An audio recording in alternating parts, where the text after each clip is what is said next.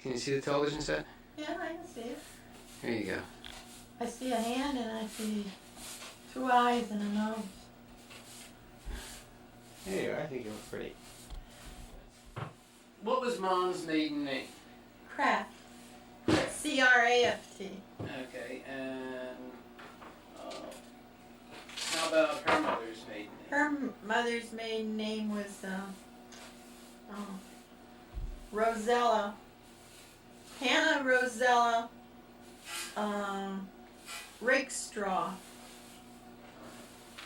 And for how many generations had they been in the United States? Do you know? On the Kraft side, Mother's brother Clarence said that he remembers his great-grandfather talking Dutch and he could never understand him.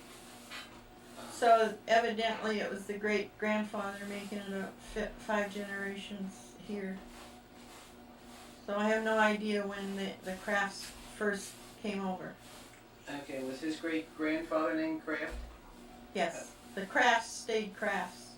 Okay. As far back as I know, from Harriet Van Horn, which was a cousin, and he passed away when he was 89, and I got some information from him.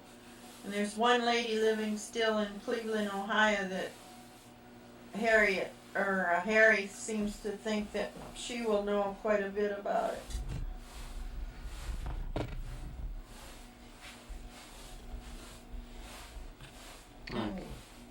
Yeah, I'm sorry. Grandma Kraft, Hannah Kraft, her name was Rakestraw, but her father had died in the mines when she was real young and she could never remember her father. And then Anna Jane Kessler was her mother, and she remarried a Samuel Kessler. And after they married, they had Leslie, who was a motorcycle patrolman or dispatcher in World War I, and he was killed over in France. And after the war, his body was shipped back to the Northeast, and he's buried there. And they had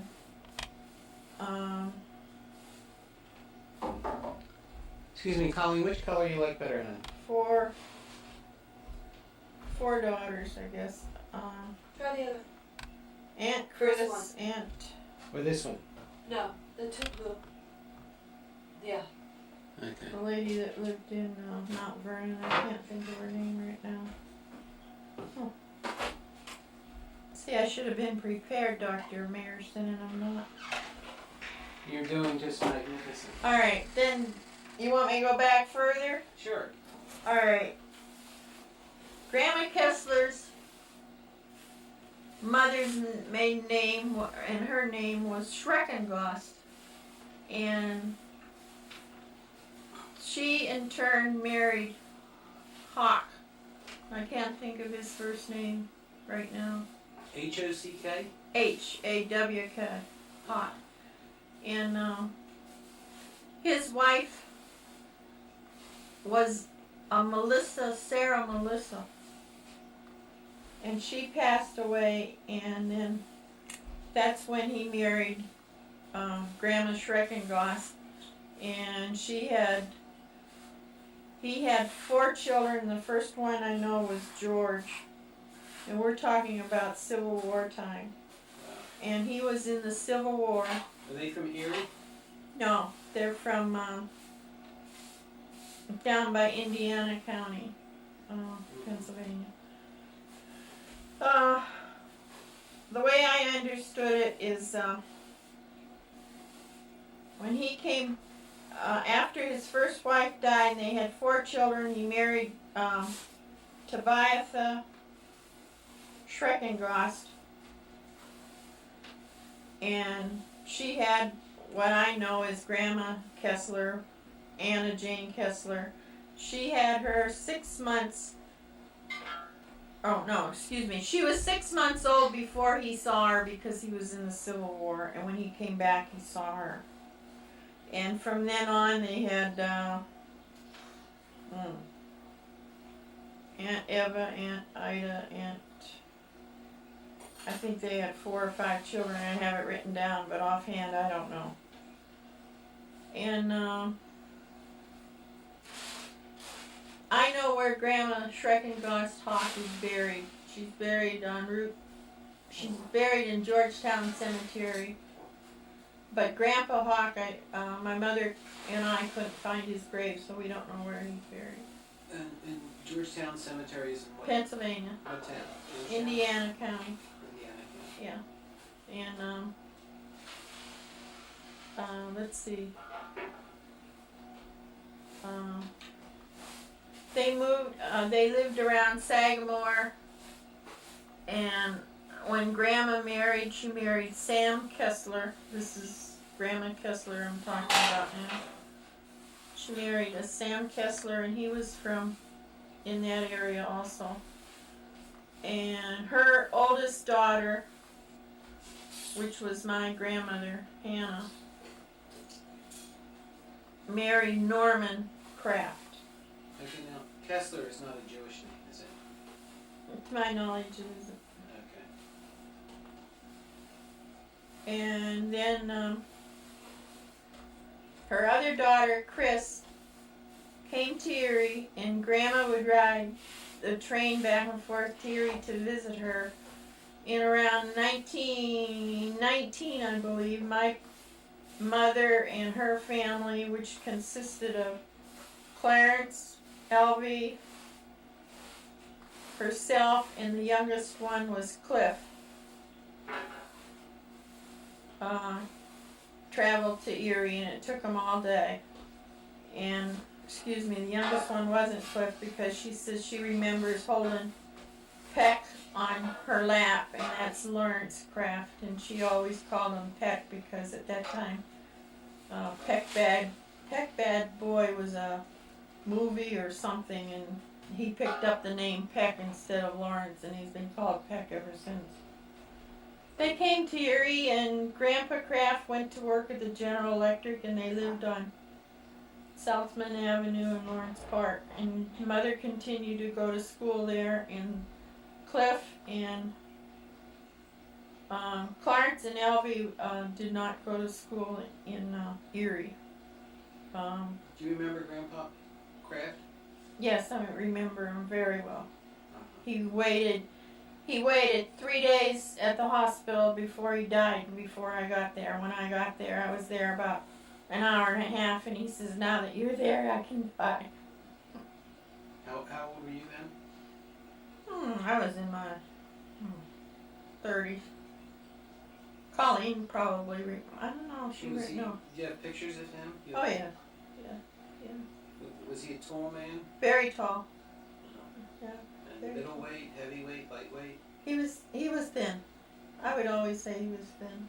Yes. And he worked at GE. What did he do? He worked at the General Electric, and then when the Depression came, he went to work, and they moved to what they call Ferncliff, and they lived in a house right a half a block from where Dick lives now on 11th and Marshall. They lived on 10th and Marshall. And I remember the house very well. I remember all the kids. What did he do during the Depression? At that time, Yeah. he dug cellars for all the houses being built at Ferncliff with a team of horses, and he had a livery then. And he dug them by hand with some kind of a shovel, big shovel, and they dig the cellars. And at that time, then Bea was still going to school, and of course Betty, John, and Joe, and Glenn, and all of them were still going to school. And my first experience of going to school was when Bea took me to Tracy's school. And I can remember going in, and the desks, I thought, how will I ever go to school? The desks are so big. But evidently I was only maybe 4 or 5 years old at the time. So that was that. And I recall that my Uncle Glenn then got a job on the sanitary milk route, and it was driving horses. The milk truck was a horse and buggy, or not buggy, but Horse and whatever. wagon. Yeah, horse and wagon, right. And my Uncle Cliff had gotten married, and his wife's brother was manager or whatever you call it, foreman on the milk route, and Cliff got a job on the milk route, and he worked there ever since. And going back to Uncle Glenny, he had a pet a woodchuck, and I used to feed the woodchuck, and we would leave the woodchuck out, and it would run a half a block through the field to meet Uncle Glenn on the milk route. He'd jump in the wagon, and Uncle Glenn would go around about 3 or 4 blocks, and when he got home, why, he'd have lunch, and the little woodchuck would jump back out and go back. That's how tame it was. Yeah, that was a... Do you remember the woodchuck's name? No, I don't remember the woodchuck's name, but I remember that was... Going to Grandma's was the best thing that ever happened to me, because we lived on a farm and I never saw any children or anything. And the only thing I had to play with was my dog and rabbits. And this was in northeast Pennsylvania. It was on Stanish Road. This was Grandma Kraft? No, this was my mother and father and myself. Oh, okay. And, well, do you know how your mom and dad met? yes. How was that? Mother was working at Kurtzy's. She was domestic housekeeper. That's Erwin Kurtzy. And Who was Erwin Kurtzy? he owned food distribution. And Edwin was his son, who later became quite famous in the Navy. But anyhow, Mother said they treated her like she was one of the family, and he often told her, Hazel, you aren't our maid, you aren't our housekeeper, you're our friend, and you're our family. And is Edwin Kurtzy still alive? yes, Mrs. Kurtzy died possibly, we're talking maybe 15 years ago or so. Mm-hmm. And Dad was worked for Freemore from Waterford. And he was, here we go again with milk, but at that time that was a good position to have, because you didn't have a whole lot of factories and so on and so forth. So Dad, they would go around to farmers and pick up fresh milk, and it would be in cans, and they would take it to Erie. Mm-hmm. And it was on, from Waterford to Erie, and they made that run every day. And at that time, wagon? no, this was with a truck. Okay. At one time, I did see a picture of the truck. And at that time, the milk was taken from the can, and it was taken in front of your house. And you either bought the whole can of milk. And if you didn't want the whole can, you had a pitcher or a bucket of your own sitting out front, and they would ladle it from the big cans into the other your utensil. And that's how the milk was delivered before it was bottled. Wow. And Mother was at the back door, and Dad came with the milk, and they got acquainted that way. And that's how they got married. And they were married at the Manse, Presbyterian Manse in Ripley, New York, on June 26, 1926. And now the house where Mom worked at, is that now the museum at Erie or the library? I used to think it was, but here it was Kurtzy's father and mother. Mother had been in that house many a time. That is now the library, but she did not work there, which I thought she had worked there, but she said no, she never worked there. But she did go, once they had a party or something there, and she did help out with the party, but other than, she did not work there, no. Okay, now, the son that you said is in the Navy, is he in Erie or is he in Washington? I don't ever know what happened to him, other than knowing that every now and then I see Erwin Kurtzy's name in the paper. Oh, really? Not recently. I mean, this was maybe when Mother was still alive, and she would say, "Did you see where Irwin done such and such?" And when she said Irwin, I always knew who she meant. But as far as being relation, they're no relation to us or anything like Well, that. I understand that. I'm just trying. Now, you mean he's in Washington D.C. with the Navy when he would be doing this? I have no idea about that. I know he was called Commander, but other than that, we never kept track of him too much. Mother just, it was so. She took care of him from the time he was born until he was, I think, of school age. I think she worked at Curtsy's almost 6 or 7 years.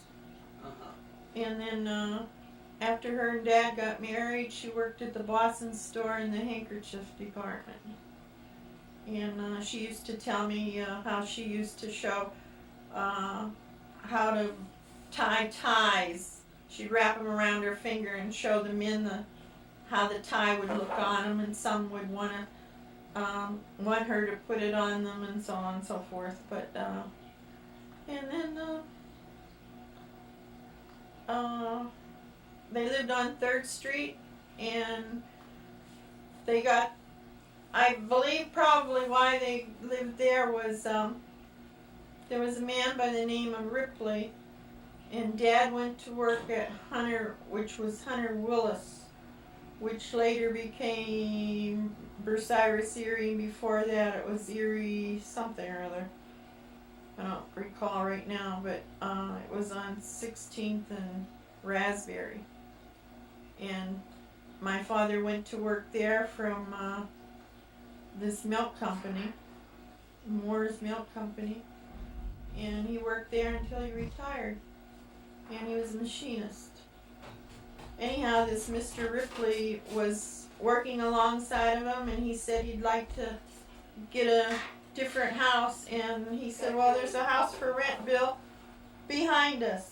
He says, "Why don't you go see? You could probably get it." So my dad did, and that's where I was born, in Hammett Hospital, but I came home from the hospital, and they lived at that 3rd Street address. And Mr. and Mrs. Ripley were real close friends, and they had a daughter who was a close friend of mine for many, many years. I was named after her and my other cousin. Her daughter came down the sliding board Hey guys. at Glenwood when she was 4 years old, and fractured her back, and at that time she became a cripple from then on. And my father thought so much of Ripley's and Mrs. Ripley that I was named after her. And up until the time she died, which was, I would say about maybe 68, I would visit her maybe twice a year, 3 times a year. And we always took our children to see her. And she was so happy when she saw, I don't recall if she ever saw Colleen or not, but I know she saw Debbie. And she said to Richard, "Well, Richard, you really got your daughter this time." And she had a real beautiful speaking voice. Hello, Mary. And she was very well learned in book-wise, but she never went back to school. Richard remembers her and came to find out they lived right behind Jimmy Losey. And Jimmy Losey was the man that was with Dad when I met him. Now you want to know how I met Dad? Yeah, but I want to know one thing before you get to meeting Dad. Dad said that his father came over, his grandfather came over from Germany and repaired a organ. Yes. He didn't repair it, he built them. He built them. And I know, I used to think maybe this was just word of mouth. But I searched the background and everything, and I came up with everything is as true as what I've heard. And in the Can you go to the library and make copies yes. of that? I have everything. I have it all. Great. I got it. I started. I have. See if you can get a photographic copy. I probably wrote it out. How you wrote it out? I have that Did you too. write it out, or do you have a photograph? I have that, yeah. And Dad always thought his grandparents were buried in Germany, and I found their grave in Trinity Cemetery. And from there, I started going you know back. what town in Germany Dad's Yes, parents are from? What's yes. I can't tell you now, but I'll think about it. Okay. Starts with a B. If you can do one more thing, if you haven't already done it. What? Go to St. Patrick's Church and see what information they have about I've already been there. Okay. They have Koos in St. Patrick's Church is nil. It's St. Anne's Church in Erie. St. Pat's is Sullivan, is on Richard's mother's side, not Koos' side. And evidently the Germans. We're talking about 1915 in that area, and in that time, Erie was very well established. First ward were the Irish, then came the Russians, then came the Germans, and everybody. And if you were Polish, you weren't near there. And Tina's mother talks about when her parents came over from Poland, they bought a lot on Chautauqua. And the people in Chautauqua all got, on Chautauqua Boulevard we're talking about, on the east side of Erie, not Chautauqua County. The people there all got together and said they didn't want any Polish people living near them. So And what Tina's kind of mother, people were they? That didn't want the Polish people living here. she was Polish. Yeah, but what kind of people were there? I have no idea. Whoever lived there in Chautauqua, but I'm just going by what Mrs. Michalski told me, and she said, my mother said, all right. So she went and she bought all the land. She bought several acres of land all around there. So she owned more land than anybody else did, and that's why Tina's aunts and uncles and everything live still on Chautauqua Boulevard, because of course one just died now, but there was a good many of them lived there. That was because Grandma bought up all the land. Anyhow, that's on Tina's side.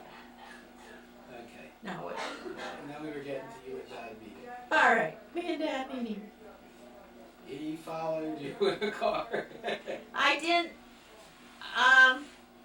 You have to understand, I was 16, and my dad, not so much my dad, but I think my dad went along with it, was I couldn't have a bicycle, I couldn't have roller skates because I might get hurt, and bad girls only went to the roller skating rink, so I wasn't allowed to go to the roller skating rink. But they did approve of Pat Denning and Evelyn Price and Jean Stadler, and to this day they're still my friends, as close as sisters I'll ever have. So I had a date with this who later became a state trooper, and Elmer Yokobosi. And the Friday before that, Pat came over to the house and said we were going out, and we waited and waited, and they never showed up. So then we made a date for them on the next Friday, and Pat says what time was our date for, and we had no telephone, so we had to walk back and forth to each other's house to tell what was going on. And this was in school, and she said, don't forget, we're gonna show Yokobosi and this Bulow up. And she says, they're supposed to pick you up first. So she says, we're going to leave about 6 o'clock. They stood us up, we'll stand them up. So about 6 o'clock, my mother said to me, you and Pat were going to go someplace tonight? And I says, yeah, we're going to go to a show. And when the guys come, we aren't going to be here. And my mother was furious. And she said, well, what are we going to tell them? And I says, well, I don't know. And I looked at Pat and I says, what are we going to tell them? And she says, well, just tell them we're standing you up because you don't stand us up. So we went to the Warner Theater, and it was starting to snow. And it was our first snowstorm. And we came out of the theater, and I remember I had a great coat on, but no hat. And I pulled the collar up around and sort of juked down, and we were going to wait for the bus, and then buses didn't come and there was nobody around, so we started walking. And 14th and State, why, these guys in this black car kept hollering at us and we didn't pay any attention to them. Well, they went into this gas station of 14th and State, and we didn't know, at that time, you didn't think about the way they are today. And Pat says, well, we only have a few more blocks to walk, and there's no use in catching a bus now. So the guys left the car at 14th and State at a gas station, and they started walking with us. So every block, Dad would send Jimmy, this Jimmy Losey that lived behind Ripley's there on 3rd Street, which we later found out. He would send him back for the car. And we got to 21st Street, and Jimmy was still in the car, and they wanted to take us home in the car, and we said, no way. So they had to take us to 23rd and French, where I lived then. And they continued on to take Pat, and Pat lived over at 22nd and German. So they walked her home, and then they came back and had to keep coming back and get in the car. So then he made a date for Wednesday night, and I said I wasn't allowed to go out on a school night. I could only go out on Friday and Saturday night. And I had to be in the house by 10 o'clock. That was the law, and to my knowledge, I always, when my dad and mother said 10, it was 10. I mean, they weren't mean to me or anything like that. It just, if they said yes, I did it, and if they said no, I didn't do it. And I told Richard, I said, well, you can come to the house, but you'll have to leave probably by 8 o'clock because on weekends it's 10, so I know my dad and mother probably will tell you gotta leave. So he said, all right. So on Wednesday, my dad worked nights every other week. Or possibly he worked nights maybe every other month or every 3 months or something. I think at that time it was what they called a swing shift. One would work, you'd work days, and then you'd work, it was 7 to 3, 3 to 11, and 11 to 7. So if Dad worked from 3 to 11, all I know is it took Richard three or 4 weeks before he met my father. But Wednesday night came, and I kept seeing this jazzy car, and he had it decked out like you wouldn't believe. I think anything that Sears and Roebuck sold, he had on that car. What kind of car was it? It was an Oldsmobile, I believe. It was a 2-door, but there was a seat in the back. A rumble seat? No, it wasn't a rumble and seat. what year is this about now? What year are we talking? We're talking about 1946. So it's after the war. We're talking. I can tell you the exact day when I met him. It was January 18th, 1946. Okay. And I think I can honestly say I never looked at another guy since then. But Wednesday came, and I'd see this car going by, and I'd be looking out my bedroom window, and he would never stop. And I thought, why isn't he stopping? And he kept going up French Street. At that time, it was two-way street. He'd go up French Street, down French Street, go over 23rd, back, come back 23rd, go up 24th, and I thought, why isn't he stopping? So I put my brother out on the steps, and I said, when that car, you see that car with the lights on the sides?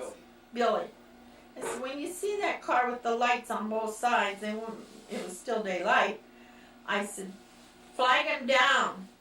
Stop him. And Billy was sitting on the steps, and he says, well, I'm not going to tell anybody. And I says, but that's my boyfriend. He says, well, if it's your boyfriend, I'm not going to tell him nothing. And he went back in the house, so I felt like I shouldn't stay out there either, so I went back in the house. Anyhow, I don't know if it was Carl or Bill, but the kids were on the stoop of the house, and Richard drove by, and he said, to one of the kids, "Hey, is there a redhead living around here?" Or they said, no, he said, "Is there a blonde living around here somewhere?" And the kid said, "No, my sister isn't a blonde, she's a redhead." And he says, "Well, maybe that's her. What'd she look like?" And by then I opened up the door and I said, "What do you keep going around the block for?" And he says, "Because I couldn't find which kind of house I left you off at, where I walked you to." So he came in the house, and then it was, I would say, 3 weeks before he met my father and mother, but my father, but my mother liked him from the minute she saw him. And then the day that he met my father, I was upstairs putting on this green dress that my mother had made me. And Dad was downstairs, and I'm hearing him say about he was in the army, and he's going on about how he was overseas. And in the meantime, I had told my father that this guy was 19 years old. I also got to sleep with anger. So I thought, oh boy, my goose is cooked now. Here I am. I didn't really know how old Richard was, but I knew he was older than 19. And 19 didn't sound so bad because it was still teen. And I was 16, so I'm hearing Richard talking all about the war and everything, and I thought, oh. So I know I got down about the middle of the steps, and it was This is sort of like Colleen at camp. it was. It was just like this happened yesterday. I remember I got down in the middle of the steps, and my dad was sitting on a blue chair, and Richard was sitting across from him. Richard looks up, and my dad turns around like this on the stairway, and he said, and it's the only time I ever remember my dad remarking about anything I ever wore, and he said, "Are you wearing that dress?" And I says, "Yeah, Mother just made it for me." He says, "Go to your room and take it off." I couldn't imagine, because my father never talked to me like that or anything. So I came downstairs, and we sat and we talked a while, and Richard says, "You want to go for ice cream?" And it was up at the corner of Bourne's. And I said, "Yeah, I don't care." And Dad says, "I don't think tonight, Dottie. Make it some other night." So Richard left. And my dad looked me square in the face, and he said, "You know, Dottie," he said, "we've had good many talks together." And he said, "But I never thought you lied to me." And he said, "This time, I know you're lying." He said, "That man will never see 19 years old. He'll never see 19 again. And I don't think he'll ever see 20 again." He said, "I don't know how old he is. But," he said, "I think he's a little too old for you." Well, I moaned and groaned, and I went upstairs, and I had a good cry for myself, I know. And I went to school, and I remember having his picture in school, and the kids stole it on me. And What picture? it was a picture of him in an airplane. And they were Him as dad. yes, him as Dad. Him as Richard Timothy. Okay. And the kids stole it on me, and they were passing it around in study hall. Well, finally, I tried to get the picture back, and anyhow, I know the teacher was Mr. Personia in study hall. And he says, "What's the commotion back there?" And nobody said anything. And he says, "I said, what's the commotion back there?" And so I stood up, and he says, "What's the problem?" And I said, "They took a picture of mine." "Who took the picture of mine?" "Whose picture is it?" Well, I swallowed a few times, and I said, "It's a person I know." And so he had the kids bring up the picture, and he handed it to me, and he said, "Is this the picture?" And I said, "Yes." And he says, "What are you doing with it in school?" I said, "It was in my bookcase, and it just..." He says, "Well, I'll keep it until class is over with." And he said, "After class you can come and pick it up." But he said, "I don't want it being passed around anymore." So that was the end of the picture deal. And You still have the picture? Probably.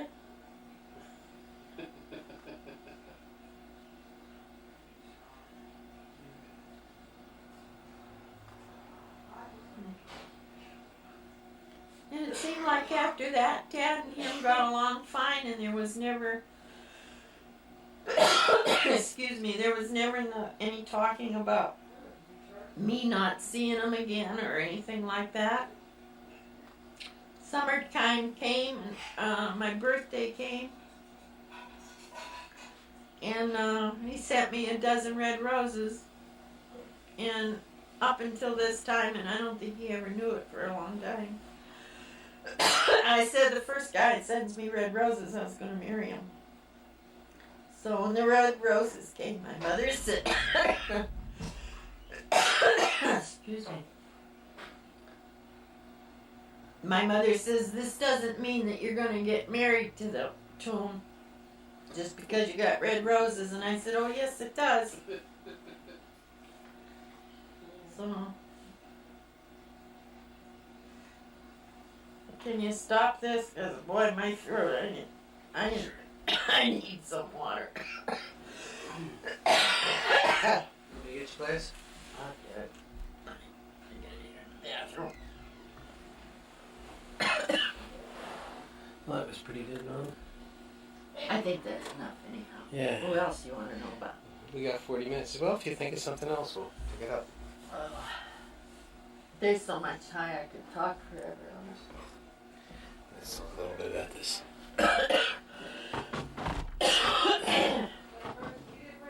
Hi. Yeah? Your new revised edition, you didn't write the first virgin wedding in the chambers of.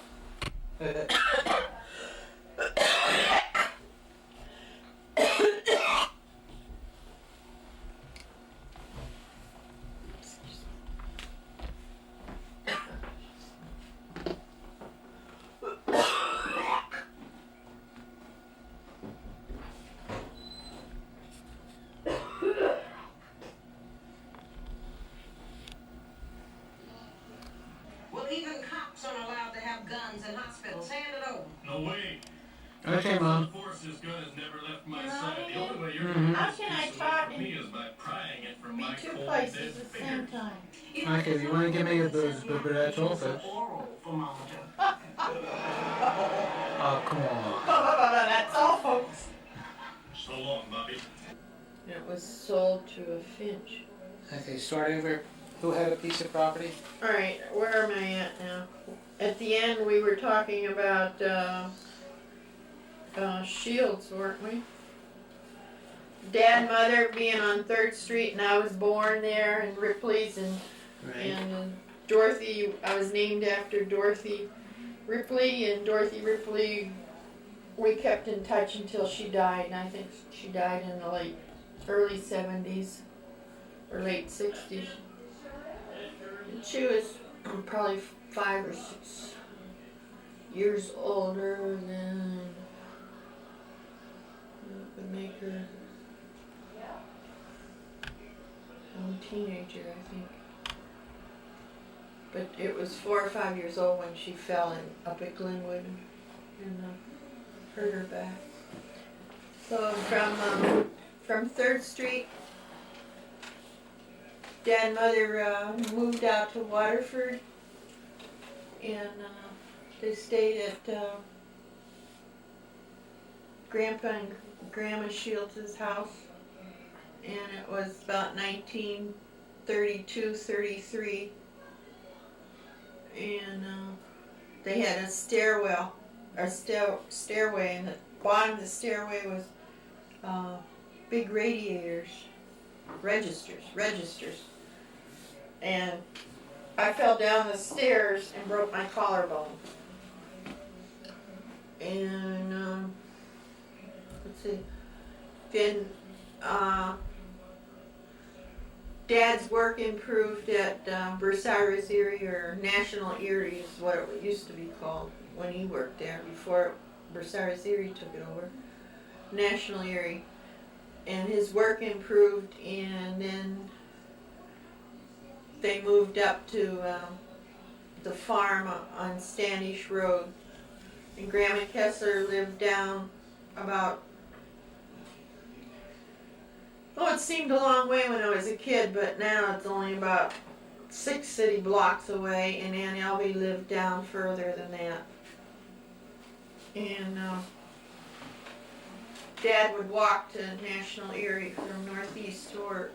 He'd try and get rides. He didn't have a car at that time. And some days he would work three days out of a week, and other days he wouldn't work at all a week. And Hunter Willis owned the National Erie at that time. So he put my dad to work, and he built a chimney and a fireplace in his house. And then Dad got a job planting trees at Griswold Park by the railroad station up off of Peach Street. It's about 14th and Peach or so. And the trees are still standing. And that reminds me, I want to get back when Grandpa Kraft was digging these cellars with a team of horses. He also contracted and dug the ditches to run the water line out to Waldemar and out to the peninsula. Now that was Kraft. Now we're going back to Shields again. The first Shields that I have any recollection about is from my dad telling me about his grandfather and his father going back to Ireland, and then he started telling me about Grandpa coming from Ireland, and why he came from Ireland was there wasn't any work, and a lot of the Irish people were immigrating to United States, and he fell in love with this Catholic girl, and the family didn't want him marrying a Catholic, so they put him on a boat with his cousin and shipped him over to America. It's Grandpa Shields? Yeah, his name was William John Shields. Mm-hmm. And I have the right dates, but I don't have them with me, but I think he was born in 1856 or 1852. And I'm pretty sure he died in 1922, and he's buried in the Waterford Cemetery. Anyhow, after he came to America, he married a Martha Boyd, and she was also from Amag County, Ireland. And they settled in Waterford, and I don't know what his line of work was, but I know he stayed at the Eagle Hotel for he boarded there after his wife Martha died. And my grandfather, Albert James, has one What did you do as a sister. young girl, Mom? What did I do as a young girl? Yeah. Absolutely nothing. Did you help Mom cook? No. Mother was one, if she got in the kitchen, she'd say, "Don't make messes. Go on." Aunt Elvie left me cook. My grandmother left me cook, and my great-grandmother left me cook. And Grandmother Kessler lived on Standish Road also, and I can remember taking my baby buggy with my rabbit.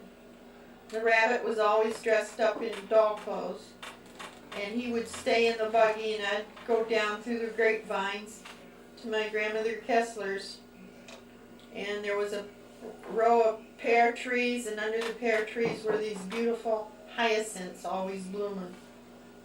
Anyhow, what I remember about Grandma Kessler, I think she was, I don't know, she was tops in my book at that time, because that was my life, I guess, going to Grandma Kessler's and Aunt Elvie's. And when she was making bread, she'd put me on a stool, make sure my hands were good and clean, and she'd grease my hands. And I remember she'd get this board out from someplace in the kitchen, and she'd let me stand on a stool, and she'd make bread and make it in a roll, and then she'd let me punch it. And I used to get a big charge out of that. I was probably, well, I moved away when I was 6 years old, so I was probably between 4, 5, 6, younger than 6, because we moved in, Mother got pregnant with Billy, and that was a big snowstorm of 1936. And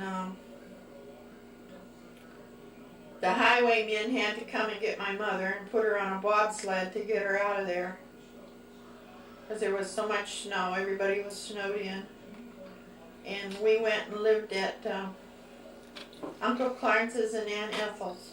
Put her in a bobsled to get her to the hospital to give birth? No. Excuse me. They got her to the highway, and then a car or something took her from there. And it was false labor, so then we stayed at Aunt Ethel's and Uncle Clarence's. And Billy was born April 22nd, 1936. And I remember Dad must have rented the house. I know. He rented the house from Hunter Willis on 2224 Liberty Street. And Billy was brought home from the hospital there, because I remember him as a baby. And I also remember that my grandmother Kraft and grandfather Kraft lived on 3rd Street, across the street from Silverman's Auto, Junk Cars and Auto Company, on 3rd and Poplar. And at that time you could visit the baby in the hospital, and Grandma Kraft took me up to see my brother and my mother. And it might not have been my first ice cream cone, but to me it was my first ice cream cone that I ever remember. And Grandma bought me this ice cream cone, and I was licking it with my tongue, and she says, for a little girl, you have the biggest tongue I've ever seen. And I says, well, the ice cream is melting. And she says, you don't use your tongue on ice cream, you take your lips like this, and push out your lips, and you eat your ice cream with your lips.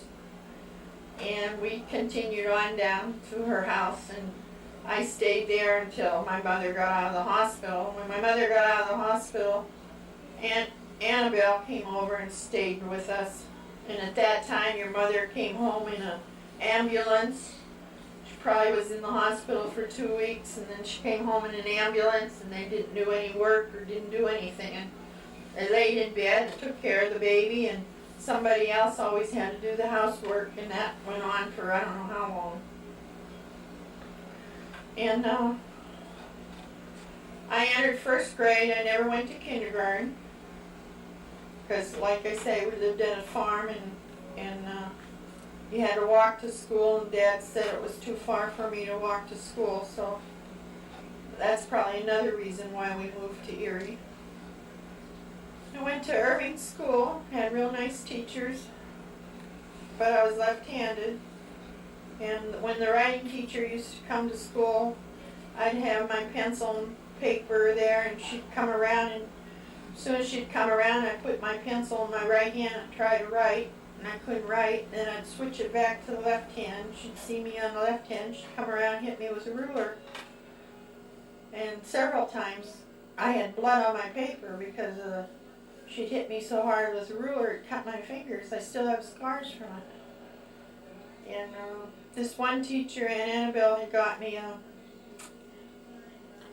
pencil box, and I came home crying from school, and I don't know if it was the same time that Annabelle was taking care of Billy and my mother, or if it was another time.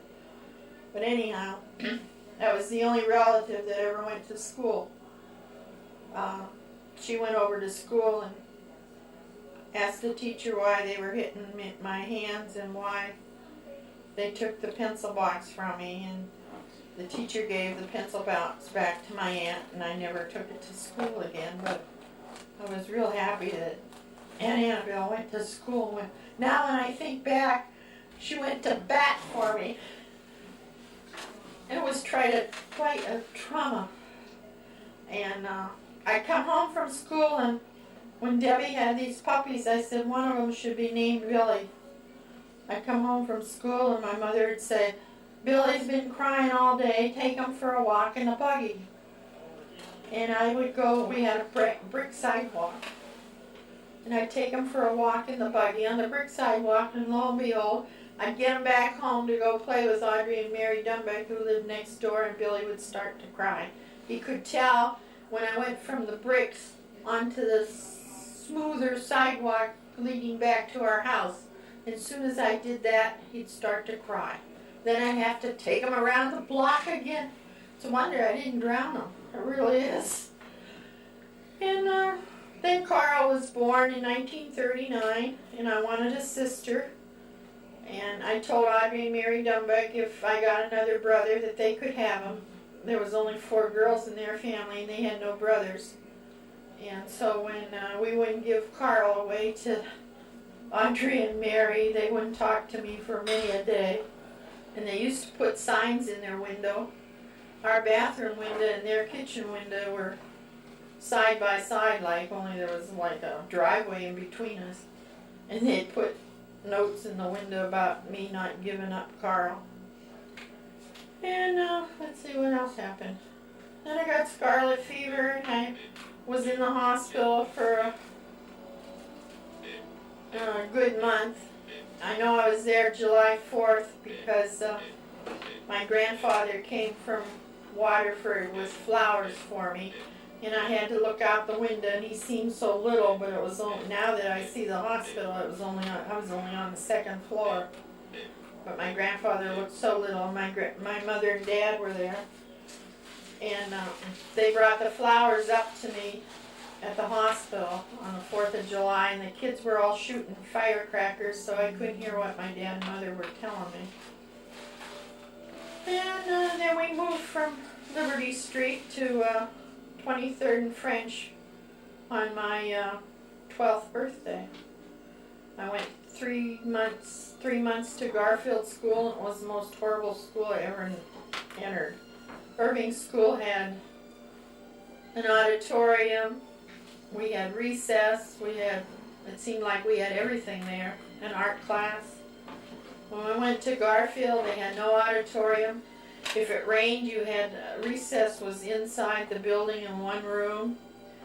It just was a very small school, and for Erie, I was very surprised. From there, I went to 7th grade at Academy High School, and most of the kids around that area were either older or younger than I. And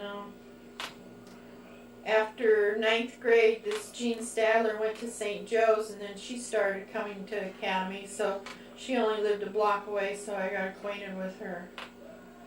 And one of my English teachers lived right across the street from me, Mrs. Bertha Walters. And I used to walk to school with her before she was my English teacher, and then afterwards. Then I met Dad, you know the story before that. So let's get back to Grandpa Shields now. When he came over from Ireland, and like I said, he stayed at the Eagle Hotel after Grandma had died, they had my grandfather, which was Albert James, and they had a girl, her name was Carrie. And she got married and went to Kansas City. And Jean Smiley and Aunt Verna went in the 1950s to see her and her children. And that's the last I know of them. Grandpa had this, or my great-grandfather had this cousin, Hugh John Shields, and he was a bachelor. He came over the same time as Grandpa did, and I found this clipping that here in the Civil War they had the first draft, and they had a fishbowl type thing. And here the first number was called, it matched Hugh John Shields from Waterford, Pennsylvania, and he was the first man drafted in the Civil War.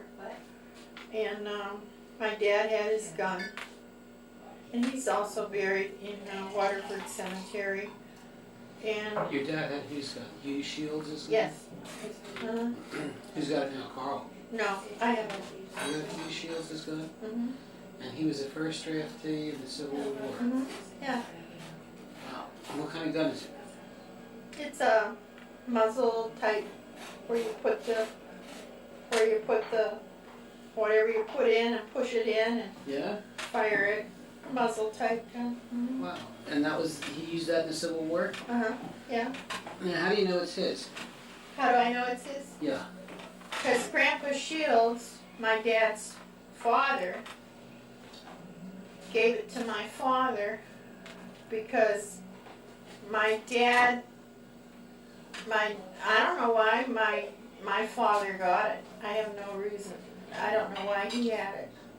Then maybe he was the only one that wanted it. What would Hugh Shields have been to your grandfather? He was his cousin. He was his cousin. And his father was Samuel Shields. And they had property in Ireland and it wasn't settled until 1919. And my grandfather, Albert James, and my great-grandfather, William John, went back to Ireland and settled the property. What do you mean by settled? They sold it. They sold it for, I have the right figures, I have the paper where it was sold. It was done through Morse Attorneys in Newry, Newry, Ireland.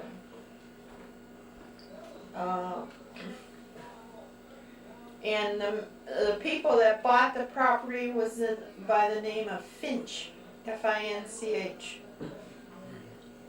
That's who bought the property. And I remember it said how many parcels of land it was and that the house was in good repair and it brought a good amount of money for being that time of the year. 1919 wasn't the best, I guess. It was shortly after World War I.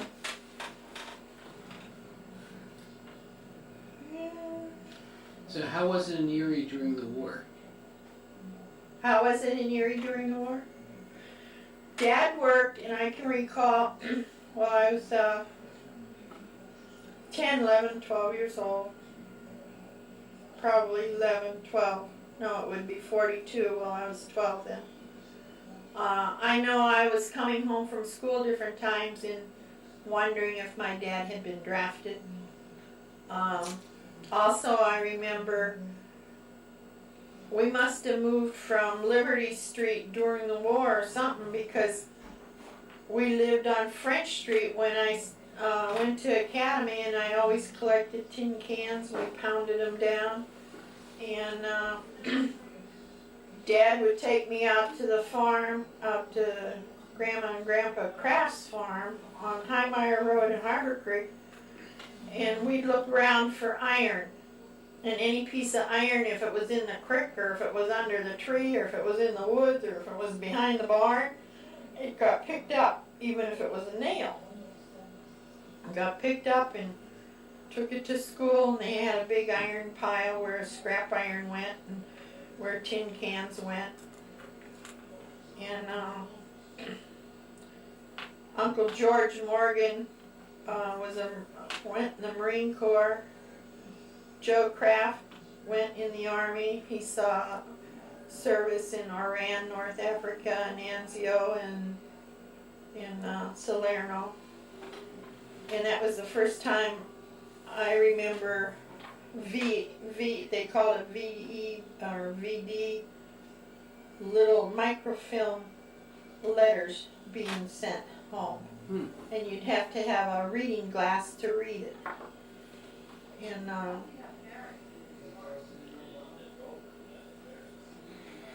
Dad was never drafted. He got deferred because he was a machinist and he was making war material, so he never was drafted. but it was always in the back of my mind that he would have to be gone to war. And my cousin Jimmy Dingle, he was in the Air Corps and he saw service in Burma and China. And all during the war he was fighting the Japs. He was a Air Force. And then his brother John Robert was in the Navy, and I've been going to write John a letter for many a year, and I have never did it. But when I had my splenectomy up at St. Vincent's Hospital, the doctor had told my dad and mother that it would be some time before I woke up, so that they could go home. And when I woke up here, it was Bobby Dingle in his Army, or in his Navy uniform, staying with me. And he stayed with me all that day until my dad and mother came back to the hospital. And How old were you then? I was 13 or 14. Must have been 13, I guess, when I had this one. Because I was in the first year of academy, 7th grade. Then Ronnie Shields was in the medical corps. He didn't like to fight because his dad was in World War I. He didn't like to fight, but he went. And he was in a special corps. He wasn't in the Navy and he wasn't in the Marine Corps, but his picture shows that he has an emblem of the Navy and he has an emblem of the Marine Corps on his sleeve. So I don't know what branch of service he was in, but it was medical.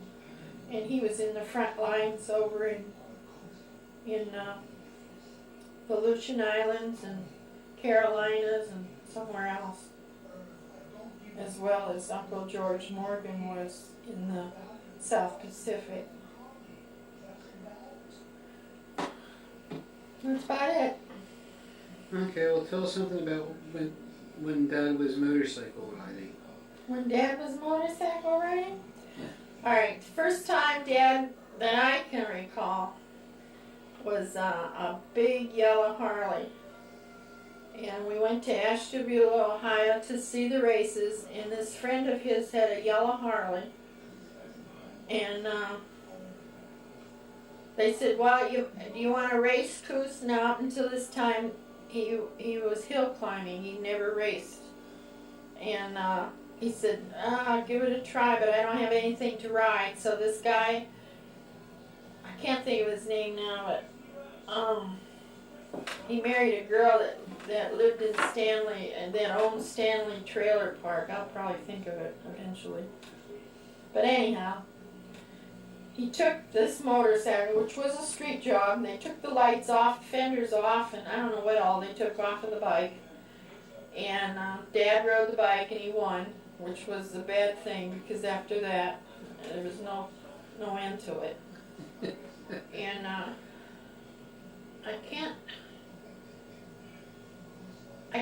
I know we weren't married yet because then from then on he started racing and he would go overnight, and of course Dad and Mother wouldn't let me go to the races because he went overnight.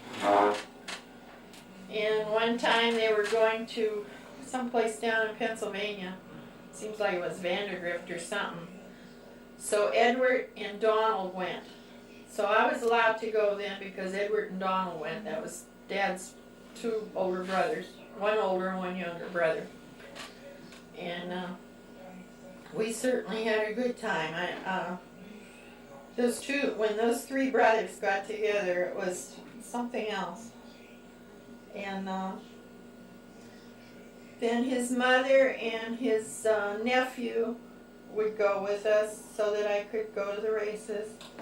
And many a time my dad and mother and Billy and Carl would go to the races because there wasn't any thoroughways there, and it'd take you half the day to get to the races. And there was a racetrack in Ohio, Barnesville, Ohio.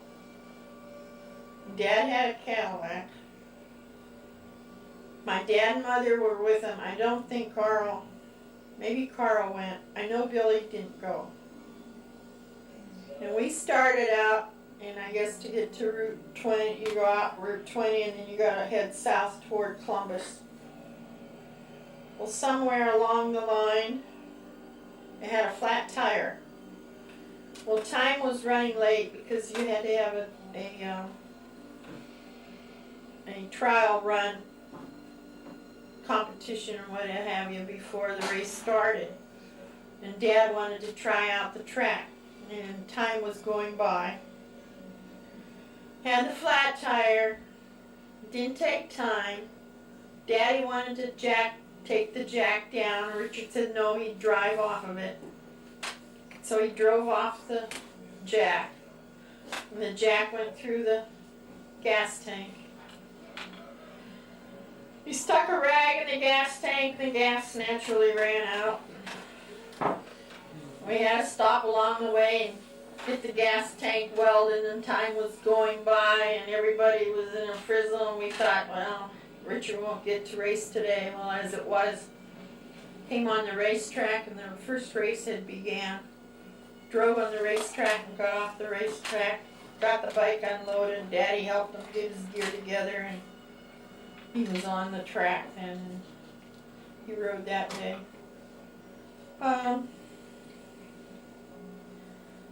Actually, he went to the championship races and he won the Ohio, Pennsylvania, and New York state championships. And they called it TT racing, but he did race flat track down in Columbus, Ohio. And What's TT racing? TT racing is it's a mile track or maybe a half-mile track, I guess it is, and it has a hill on it. It has an S curve, probably a left and a right curve, sharp curve, and generally there was water at the bottom of a hill where you had to go over the water or the mud or what have you. And they would there was Jerry Cordia and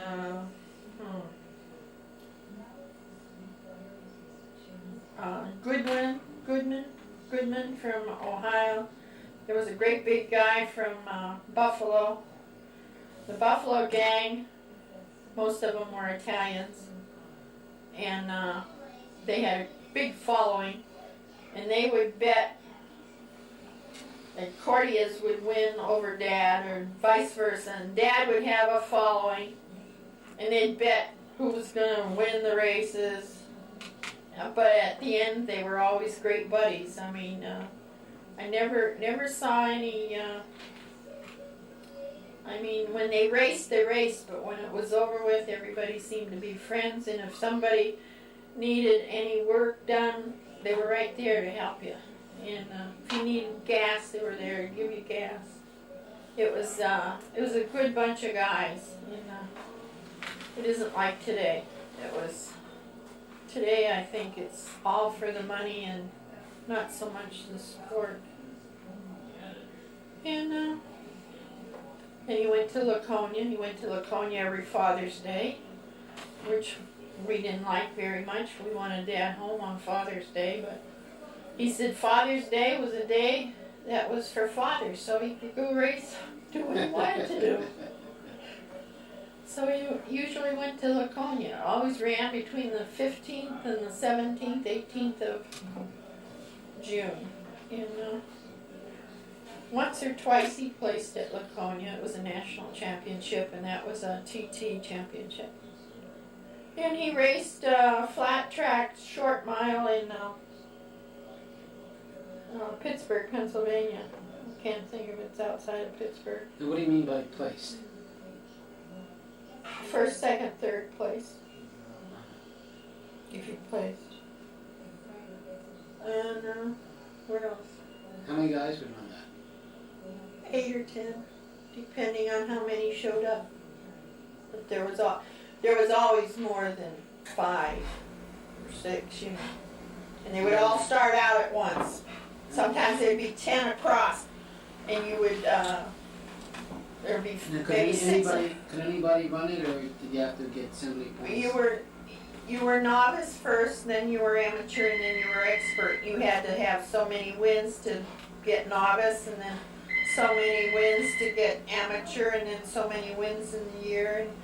And, I could be wrong, but Dad made expert the first year he rode.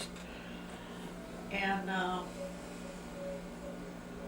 I don't think he wasn't expert on the flat track. He was expert on TT. But he eventually became expert on flat track too. And that was the Sunday deal. I mean, it seemed like Sundays was it. And I remember Dick was going up to the church behind us there before the Catholic Church was built on Bartlett Road. He was going to catechism to make his confirmation, and Cinders, our little dog, was going with him every Saturday. And the priest said that Cinders was the only dog making his confirmation because he was such a well-behaved dog that he would leave Dickie, bring him into class with him. And Dick didn't make his confirmation, and two sisters from the church came down, and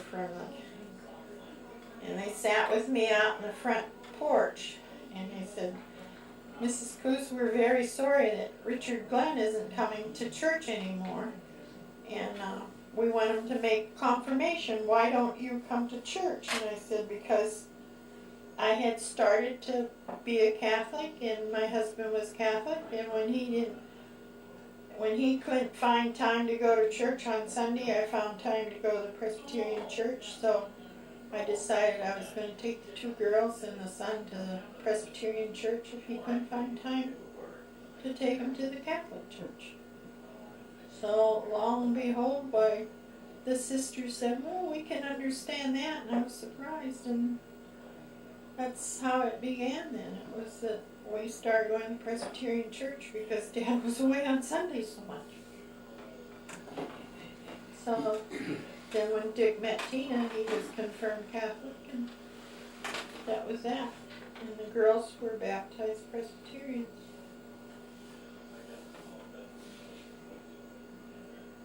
So sometimes it involved family life, that when we wanted him home, he wasn't home on Sundays. And if you wanted to see Dad, you went with him, or you stayed home. And do you remember how the bike shop started? Yes, very much so. He was working up Osiris area, and he was working nights. And he had this bike, and he had taken it somewhere, and he was always working on his motorcycle. And I said, you're always working on bikes, and you're working on motorcycles free, gratis, all the time. Everybody was bringing their bikes to Richard to have him fix them. He was out in the shop. He didn't have a shop then, he had a garage. In the wintertime, he worked down in the basement on motorcycles. In the summertime, he worked out in the old chicken coop or in the garage on other people's bikes. And I said, "Geez, you might as well have a motorcycle shop." So we had a car with a wheel on it in the back, and it was